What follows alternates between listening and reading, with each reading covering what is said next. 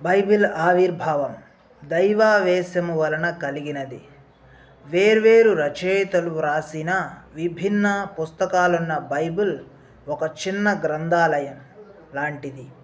వీరు సుమారు 1500 సంవత్సరాల కాల వ్యవధిలో వేర్వేరు కాలాల్లో, వేర్వేరు దేశాల్లో, వేర్వేరు సందర్భాల్లో జీవించారు. మానవ జాతి పట్ల దేవుని సంకల్పం వెల్లడి కావటం వీరి రచనల్లో ఉన్న సాధారణ అంశం. ఈ సంకల్పాన్నే హెబ్రీ పత్రిక రచయిత పూర్వకాలమందు నానా సమయములలోనూ నానా విధములుగాను ప్రవక్తల ద్వారా మన పితరులతో మాట్లాడిన దేవుడు ఈ దినముల అంతమందు కుమారుని ద్వారా మనతో మాట్లాడెను. ఆయన ఆ కుమారుని సమస్తమునకును వారసునిగా నియమించెను. ఆయన ద్వారా ప్రపంచములను నిర్మించెను. హెబ్రీ 1:1-2 అని సంక్షిప్తంగా వివరించాడు.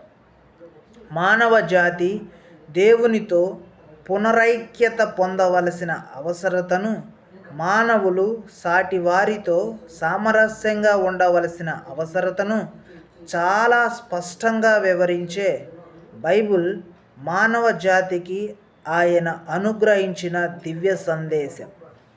యేసుక్రీస్తు ద్వారా పరిపూర్తి చేయబడిన రక్షణ ప్రణాళిక గురించి బైబిల్ ఉద్ఘాటిస్తుంది.